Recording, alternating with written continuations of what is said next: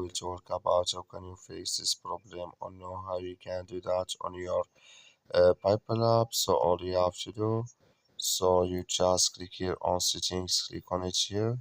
When you just click on settings, it's going to show for you this like this here. So we'll go back. Sorry, it's going to show for you like this. Then you go down, you search here for apps, click on it. So then it's going to take you to this list that you're looking for PayPal app, or just click on search. Then here at PayPal app, it's going to show for you like this, click on it. So then you come to this list, click here on for stop, then you click on OK. Then you go down, just click on storage, come to storage list here. Just click on clear cache, then all you have to do, just turn off your Wi-Fi and turn on it again, then it's going to work with you.